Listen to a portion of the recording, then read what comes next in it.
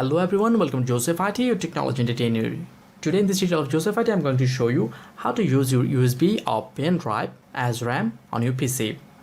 Suppose you are just going to do a lot of works and you need some extra RAM to work smoothly, then you can use your pen drive as your RAM to get more space. So first of all, I'm going to my PC, and as you can see, I have a pen drive inserted in my computer and it is 16 GB in size. Okay, so what I'm going to do, I'm just going to check is there anything in it. No, not there.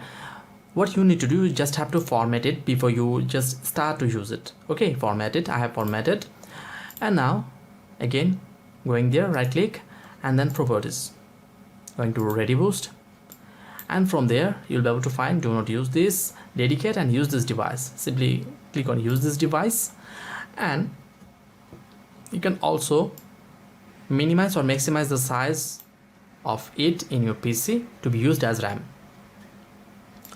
If you use the maximum, then you'll not be able to store any data in it. But I have 8 GB of RAM in my PC, so I'm not going to use the full. Okay, I'm just going to use some spaces, suppose 4000 something.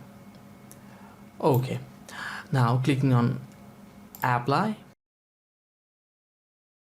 it is done, and okay. Now this space that I have fixed will be used as RAM, and as you can see there, it is used as RAM purpose in my computer. Now just be noted, don't unplug the pen drive normally. Okay, you cannot do it right now. If you do this, your pen drive will be corrupted. If you want to remove this pen drive from this PC, from your system, then what you need to do, simply go to properties again, go to Readyboost, and again click on do not use this device, then apply, and okay, and now you can remove it from your system. I'm just removing it. Okay, and that was the simple way of using your pen drive, your USB drive as RAM, and the way of removing it from your system easily.